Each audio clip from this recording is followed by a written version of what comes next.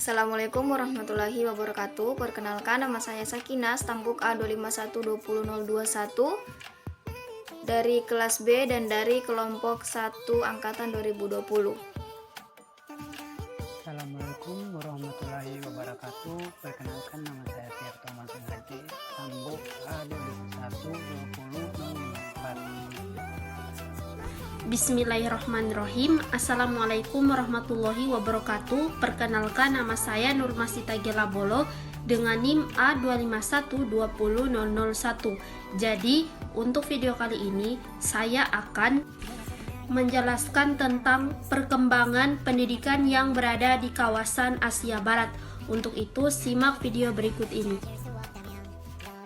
Yang pertama yaitu mengenai sistem pendidikan di negara Oman. Untuk pendidikan pra-universitas di negara ini itu memiliki 3 tingkatan, meliputi pendidikan dasar, pendidikan persiapan, dan pendidikan menengah. Pendidikan dasar berlangsung selama 6 tahun, kemudian diikuti dengan pendidikan persiapan. Setiap siswa di Oman itu memperhatikan persiapan sekolah karena hasil akademiknya menetapkan jenis pendidikan menengah yang akan diikuti selanjutnya. Kemudian, penduduk Oman tidak memiliki kewajiban khusus untuk mengikuti seluruh tingkatan pendidikan yang ada di negara. Dengan kata lain, artinya bahwa pendidikan di negara Oman ini tidaklah begitu wajib.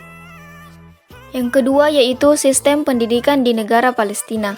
Penjajahan yang berkepanjangan telah berdampak serius terhadap pendidikan Palestina. Tak seperti di Indonesia, infrastruktur sekolah di Palestina kerap tak memadai. Ditambah hadangan penjajah kepada pribumi Palestina begitu menyulitkan para anak Palestina untuk pergi ke sekolah. Padahal pendidikan di sekolah Palestina penting untuk tumbuh kembang anak. Kemudian ada beberapa tingkatan dalam pendidikan di negara Palestina. Yang pertama yaitu pendidikan prasekolah, yang kedua pendidikan dasar, yang ketiga pendidikan menengah, dan yang terakhir yaitu pendidikan non-formal. Yang ketiga yaitu sistem pendidikan di negara Qatar. Pendidikan di Qatar dibagi menjadi 2 tahap. Pendidikan dasar yang meliputi pendidikan prasekolah, dasar, dan menengah, dan juga ada perguruan tinggi. Kemudian, sistem sekolah umum di Qatar 12 tahun, terdiri dari 6 tahun siklus dasar, diikuti oleh 3 tahun siklus sekunder, dan kemudian 3 tahun siklus lebih tinggi. Tingkat dasar dan persiapan fokus pada keterampilan dasar meliputi huruf dan melihat angka. Tingkat menengah pendidikan menekankan mempersiapkan siswa untuk pendidikan universitas, kejuruan, atau teknik pelatihan. Selanjutnya, sistem pendidikan di negara Siprus. Sistem pendidikan di Siprus menawarkan 3 gelar, yaitu sarjana, master, dan doktor. Siprus menawarkan berbagai program gelar di berbagai bidang dan disiplin ilmu. Sebagai siswa internasional, Anda dipersilakan untuk menyelesaikan semua atau sebagian dari pendidikan Anda di Siprus. Seperti negara lain, ada universitas negeri dan swasta. Selanjutnya, sistem pendidikan di negara Suriah. Sistem sekolah di Suriah dibagi menjadi tingkat pendidikan dasar dan menengah. Kelas 1 hingga kelas 6 tingkat pendidikan dasar, dari kelas 1 sampai kelas 4 disebut daring pertama, sedangkan kelas 5 sampai 6 disebut daring kedua. Kelas 7 hingga 9 tingkat pendidikan parasekunder, kelas 10 hingga 12 pendidikan menengah atas yang setara dengan sekolah menengah atas. Pendidikan tinggi adalah tanggung jawab Kementerian Perguruan Tinggi. Selanjutnya, sistem pendidikan di negara Turki.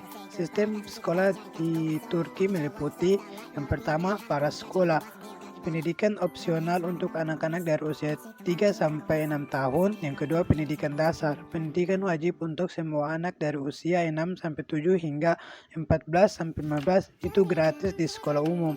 Pendidikan ini berlangsung selama 8 tahun, kelas 1 hingga kelas 8, dengan penjelasan bahasa asing mulai dari kelas 4 SD. Yang ketiga, sekolah menengah, sekolah untuk siswa dari usia 14-15 hingga 18-19, itu berlangsung selama 4 tahun, kelas 9 hingga kelas 12. Pendidikan menengah meliputi sekolah menengah umum, kejuruan, dan teknik.